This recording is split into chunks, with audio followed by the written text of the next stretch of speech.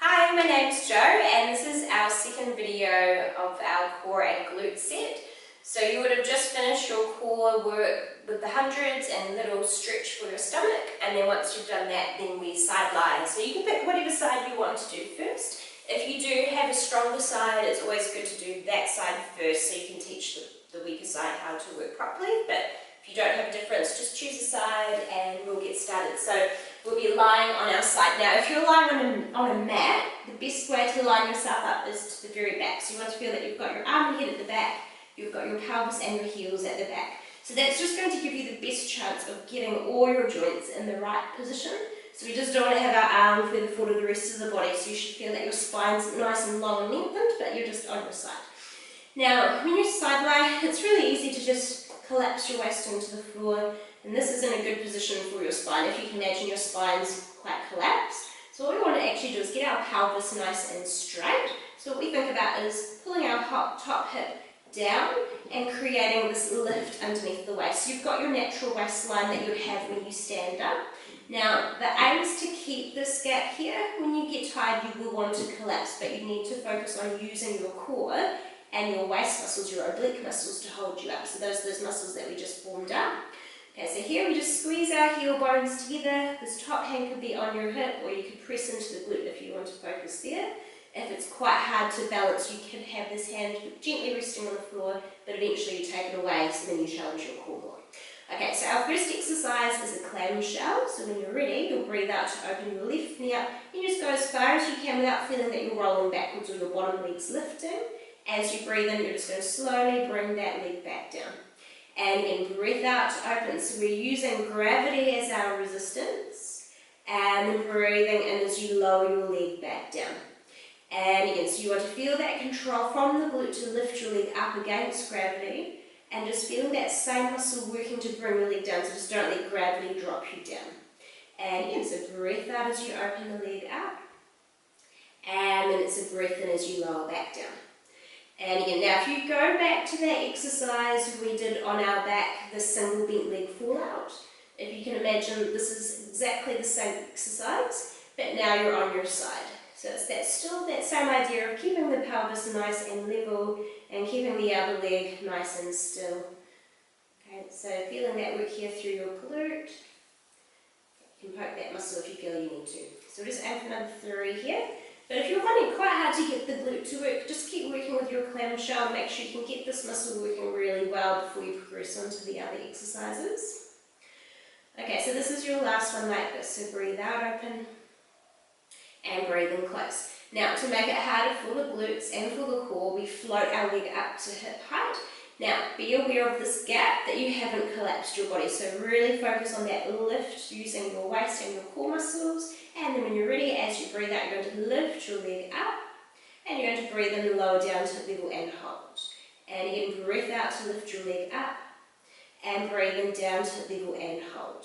And again, so you could think about the hip and the rib on the top staying the same distance apart.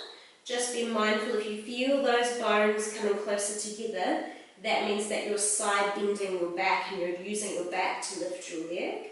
So the idea is to move from your hip joint to move your leg rather than from your lower back. Okay, so that's where you really focus on your core and trying to get that movement and that work to come from here. Okay, so we'll go for 3 more. And last 2, so it's a nice smooth movement.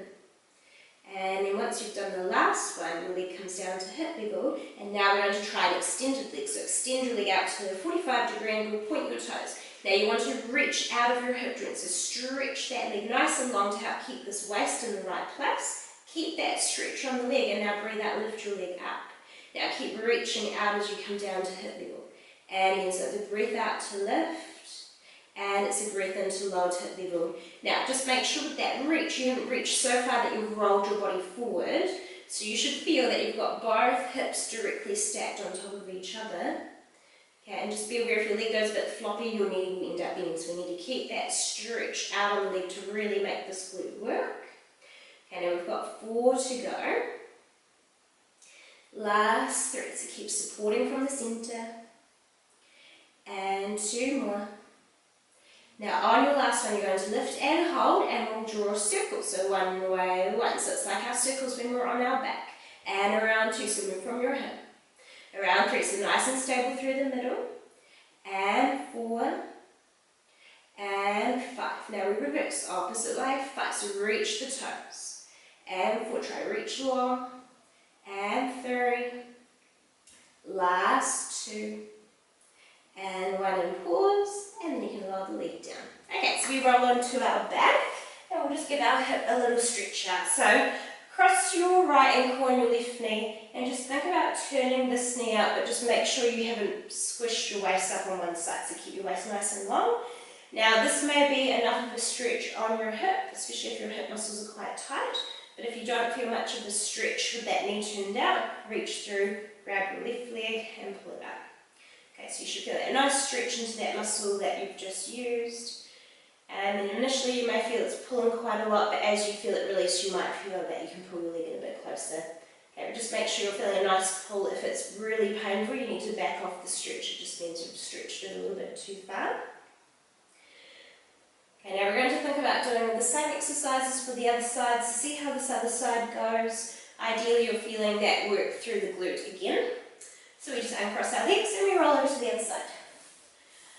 Okay, and then like before, we just think about aligning ourselves to the back of the mat, if you've got a mat. So you've got the arm at the back, pelvis, and heels at the back, and it's the same position as before. So we think about to get the spine nice and straight, we need to pull our hip down, and we need to lift our waist off the floor and keep this gap the same while you do your glute work on this side.